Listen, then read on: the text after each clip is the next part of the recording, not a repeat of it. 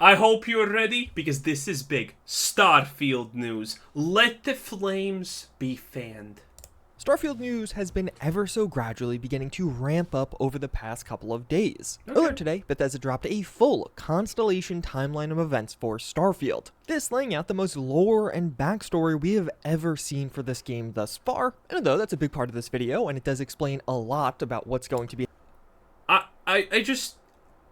It just comes into perspective why Bethesda fanboys are absolutely in love with anything Bethesda does. Bethesda releases like 5 lines of sentences that mean nothing and have no value in game or anything, and the Bethesda fanboys go wild. Best game ever, amazing.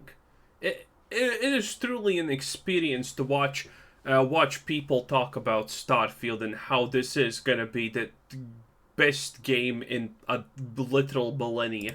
Be happening in the Starfield universe. We've also started to see some insider rumors or even leaks spill out around Starfield, including someone who may have already spoiled story details around Starfield. Yet with the release of this timeline, it may have actually confirmed somebody was secretly leaking Starfield details, including leaking some of the major details around the main story. But first, let's take a look at this new timeline. In a past interview, Todd Howard had described how pretty early on into development, the team at Bethesda laid out notable advancements made in technology in the world of Starfield. And they basically created an internal timeline of advancements or accomplishments in 10-year increments to establish a pretty realistic progression for Starfield. And we're getting our first glimpse at that. I mean, that is not going to enhance my gaming experience in the slightest. But leave it to Todd Howard, honestly. Hey, say what you will about our boy Todd right here. He is a virtuoso. He is one of the greatest conmans in, honestly, history. He can sell you a literal piece of shit as a piece of gold to most people. Like, the guy has talents. And that's sadly not game development. It's literally being a con man. And by the way, for all of you who are mad, oh no, Todd Howard is a genius. He's the best ever. He doesn't lie.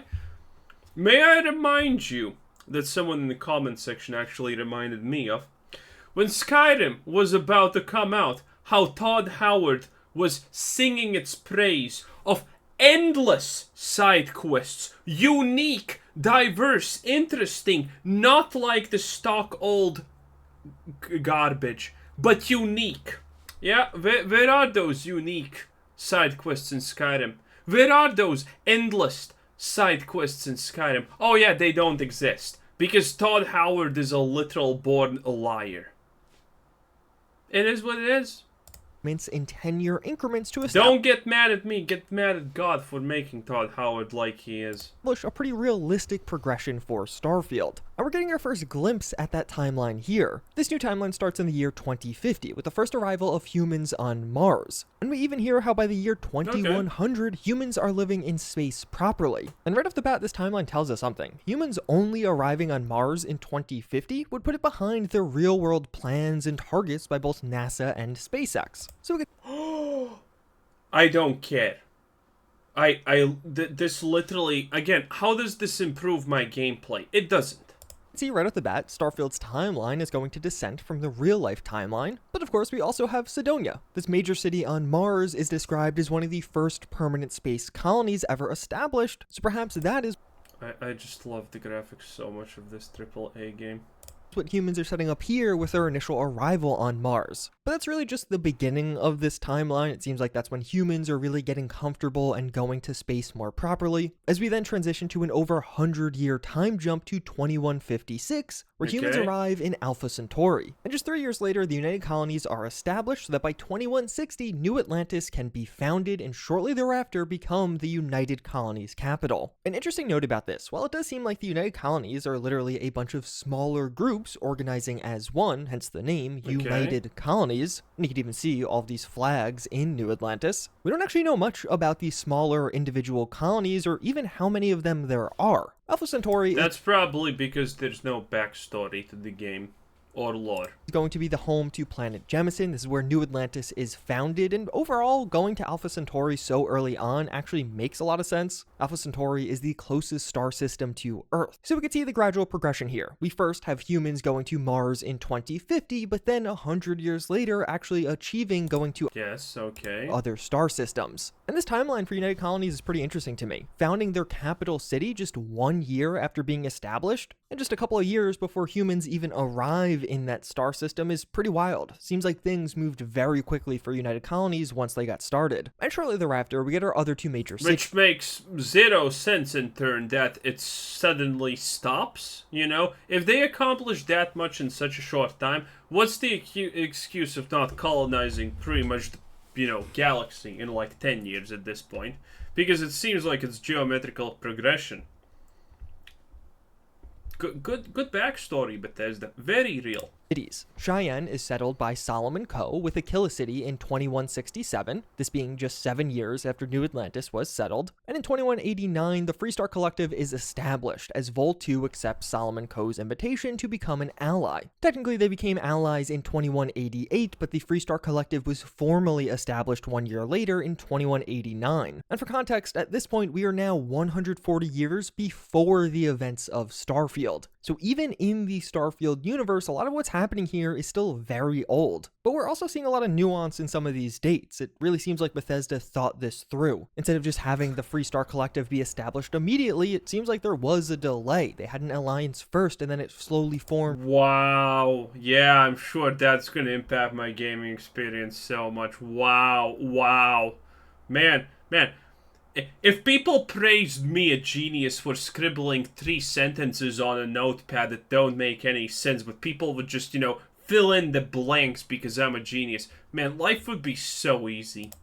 To something greater. Seems like a lot of this lore really was fleshed out. And then we go to 2194 with the first entry of space politics. The United Colonies positions the Star Station. That is stupid because space politics would literally start the second people actually have the ability to go into space in a practical sense. Even before it actually gets practical, space politics are gonna start. So, what are you gonna do? Praise them for realism, or now bash them for absolutely making no real world sense? We can't even go into space at a practical level, and we're already dividing the moon up. Called the Clinic, in orbit around Deep Hala in the Narion system. The unaffiliated peoples of the Narion system see this as a UC attempt to expand their borders and demand the UC remove the clinic. When the UC refuses, the people of Narion vote to join the Freestar Collective, who mobilize to protect the system. Okay, this is all great and dandy, but my question is going to be simple, to just completely just point out the absolute glaring plot hole that exists. If humanity has the ability to travel stars, why can't they just, travel in the opposite of direction where nothing is taken? Why do they need to actually get probably take some kind of stupid rock in some specific location? It makes no sense. Because the whole of space is filled with rocks with resources. There is no practicality in fighting over borders when all of everything in the opposite direction is free for the takings. In 2195. So here, we can see we get the third and final system in the Freestar Collective, that being made up of Cheyenne, Vol 2, and now Narion. But we also get some interesting context into what's going on overall at this point. Although we do have the Freestar Collective and the United Colonies, there's also just these other random colonies settled on other planets. Seems like humans as a whole have been really mobilizing into space and even into different star systems than the original one. What we can see here, with humans all moving in there, very rapidly things are devolving into a full-on conflict. And not much has changed by the time of Starfield. We don't know much about the Narion system overall, but we do know that at the time of Starfield, it is at least somewhat occupied by the Crimson Fleet pirates. And this conflict between Freestar and the United Colonies continues. In 2196, we hear how How are they pirates if they occupy a whole system? They are an independent federation at that moment. This makes no sense. If pirates occupy a whole system, they literally get unanimously certified as their own existence, a new empire or whatever you want to call it, because if they can occupy a whole system, no one wants to fight with them because it's just going to be too damaging. This lore makes no shred of sense at all. It's just garbage. To Freestar mobilization, the United Colonies moves a fleet into the Narion system, and Freestar responds in kind. The Narion War begins. And this was a pretty long war. As you can see, it doesn't actually get wrapped up until 20 years later in 2216. The Narion War drags on as public sentiment sours. Finally, the Treaty of Narion is signed by the United Colonies and Freestar Collective in 2216, ending the conflict. The term settled systems is formalized in the treaty. The settled system. How can an interstellar war last that long? I don't fucking know. Is the name of the map in our occupiable world space in Starfield, but these two entries are pretty interesting, as it really does show that the Freestar Collective and United Colonies have over 100 years of history of not really liking each other, which we have heard will continue to be true as we jump into Starfield. But 5 years after peace, in 2221, the Freestar Rangers are founded as an elite protective and investigative force dedicated to serving all citizens of the Freestar Collective. The Freestar Rangers are a group we are actually able to join in-game, and based off the fact that it's getting its own timeline entry, it definitely seems like this will be a significant aspect of the game. But then we do get another major timeline jump of about 50 years to 2275 when Constellation is founded by Sebastian Banks. This organization is initially made up of 7 members from all kinds of different backgrounds, ranging from a wealthy heiress to even some smugglers. And we hear about how, even from this early point, the Lodge is built in New Atlantis, which seems to be the same location we could see from the Starfield Direct and other trailers. And just 30 years after its founding, Barrett joins Constellation, that being the same Barrett who recruits us into the organization later on as we play Starfield. But before that happens, we have more conflicts. As in 2307, the Freestar Collective begins farming on the planet of Vesta in the Lunara system. By 2308, the United Colonies claims that by establishing a colony in a 4th star system, the Freestar Collective has violated the Treaty of Narion. Diplomatic talks break down, Why? And we seal a siege to Vesta. Why? Why? How are you violating any treaties by occupying an unoccupied star system in that fucking direction when everyone is in that direction probably? How does this make sense? And if it's a contested point, that would be... next time just ask ChatGPT to write your science fiction, whatever timeline of conflict, because it would probably make more sense than this.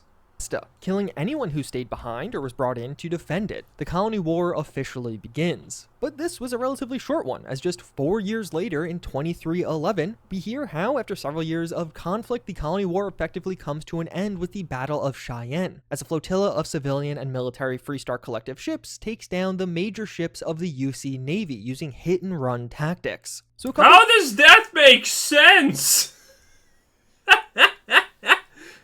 A bunch of civilian ships won against... So you're telling me a bunch of civilian ships won against an actual, Starfleet Navy? Okay. And that's it? Seems a bit abrupt. Dude, this timeline makes no sense. Of interesting observations about this. In both major wars between these two factions, it really seems like the United Colonies are the aggressors here. First, they set up a star system in a completely unaffiliated planet's orbit, and when that planet asks them to leave, they just say no until a war breaks out. And then this time around, they literally siege an entire colony, wiping out its inhabitants. Seems like the UC were definitely dominating in this war. They took it all the way to the Freestar's capital city, or at least their capital system with Cheyenne. And we hear how a flotilla, which just means a group of ships of both military and civilian ships, are there to repel the United Colonies' forces. So the Freestar were fighting. So if the colony is so weak, how the fuck did they even do something that just a bunch of random ships actually wins against the organized army? How does that make sense? their capital city and using civilians to fend off the invaders. Seems like things weren't going great, but they were finally able to push things off and finish the war. And while all of that was going on, we hear how in 2310, Constellation finds the first artifact. The artifacts are core to Starfield's story. It is what we find and seemingly how we're actually invited to Constellation in the first place. But it seems like when they find this first one, about 20 years before we find another one, they just store it and nothing else happens at the time. But things start to really ramp up from here. In 2315, the UC Vanguard is founded. This is a part of a UC response to the Freestar Collective's use of civilian ships during the Colony War, and the Vanguard is the United Colony's own civilian navy. How does that matter? If you're in war and someone tries to ram you with a civilian vessel, doesn't stop when you tell them to stop, you just blow them up. Like, what difference does it make if there's like civilian stuff, considering they already killed civilians previously? It's like, they have no quarrel with that.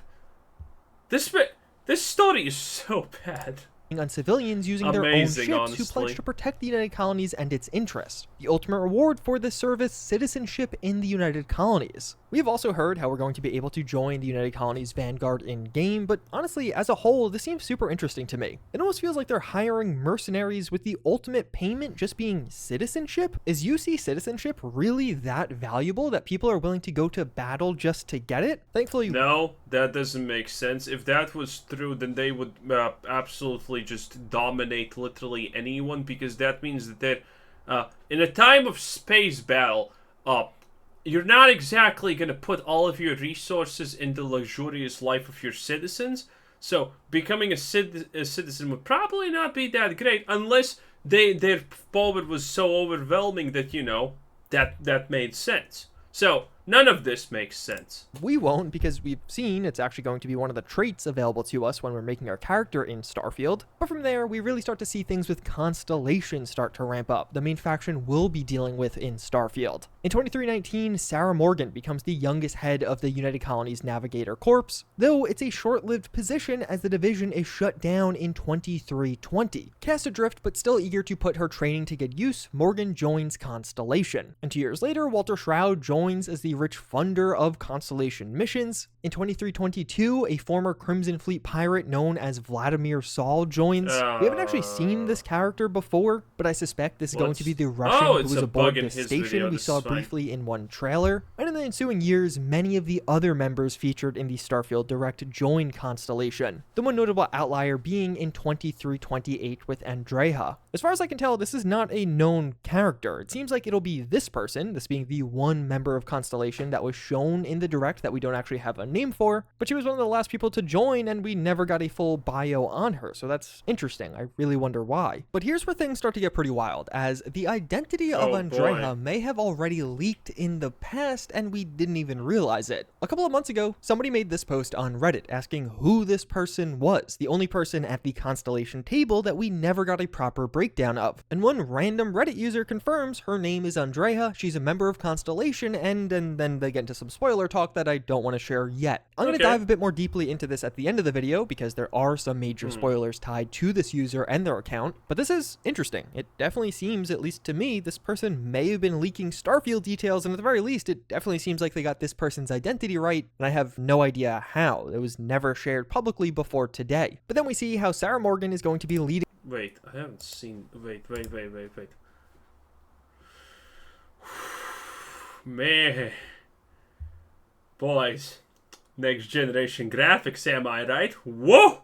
I didn't even notice this before. Nice. Hey, but then we see how Sarah Morgan is going to be leading Constellation in 2325, which means she's likely leading it as we start the game. And that really explains her prominent role in the game. How can Sarah Morgan lead some kind of intergalactic, stellar, super cool organization with billions in funding if she literally has never done anything, and we know that that's true considering he said she wants to put her training into use, so she's just a Mary Sue in this situation. Or Constellation is a bunch of morons who don't understand that someone who probably has no experience in anything is not really good for leadership positions. overall. We saw her a bunch in the direct, but also in the cover art. She's one of the few characters prominently featured. And 1 year after Sarah takes over, we hear how Barrett finds the artifact in Constellation storage and recognizes that it must be special, with the final entry on this timeline being Barrett convincing Constellation to buy L868 in 2328. This is going to be used as a deep space scanner, and it's nicknamed the Eye. This is that very station we saw in the first ever Starfield trailer, and it was seemingly acquired only 2 years before the events of the game begin. But it honestly seems like Barrett is the one moving doesn't make a lot of sense, but okay. Constellation forward at this point. He's been in the organization for years at this point. He's the one who finds the artifact in storage, which seems to completely redefine the organization's goal and missions going forward. He gets them to buy an entire space station, and like I mentioned before, he's the one that actually recruits us into the organization, so he's doing some heavy lifting here. Overall, I thought this timeline was a really nice dive into the lore of Starfield. I think it's a great way to get us ready for the game with some of that backstory. But speaking of that, when are we going to be learning more? Because for a game that's coming out in just a couple of weeks, things have been relatively quiet on the Starfield front. But we have started to hear some more leaks and rumors around this. Lots of high-level messages like this, with somebody who seemingly works at Bethesda talking about how good Starfield has been in their early playtesting. I've seen a lot of reports of this, of people being hands-on with the game, not media members. Yeah, I'm sure Todd Howard, we can't call him a philanthropist. Well, like, actually, you know what? The philanthropist cheat, because that sounds fancy, but doesn't actually mean anything. It probably did not organize these leaks to happen. Because, you know, studios don't do that. Games don't do that. This is like wild. No one has ever done that before, right?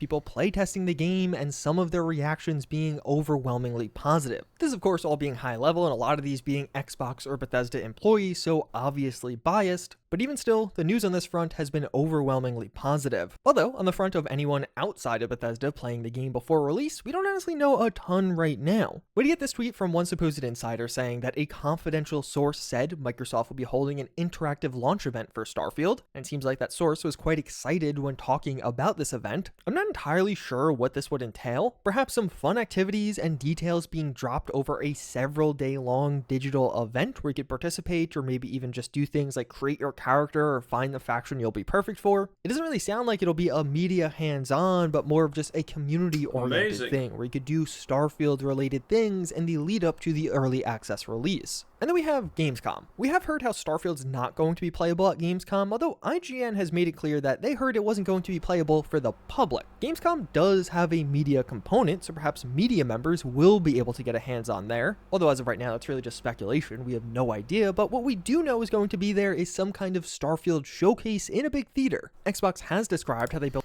the scanning always has the same percents, by the way. It's start at 13, 13, 88, 88. So it's like you need to scan something 5 times to understand it fully, which kind of just which cheapens these mechanics so much when it's the same percent, and it's always going to be like 5 or 6 times you need to do the scan. Great shit, Bethesda.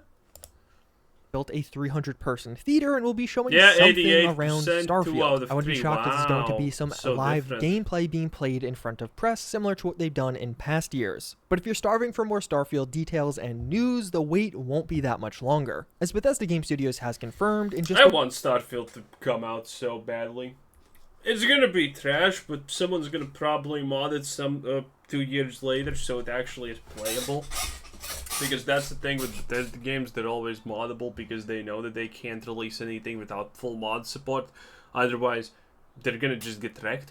But anyway, this was because there's the rest of this is spoilers. It's useless unless you want to see the spoilers. But that's why the original video is in the links down below, so you know you can easily do that.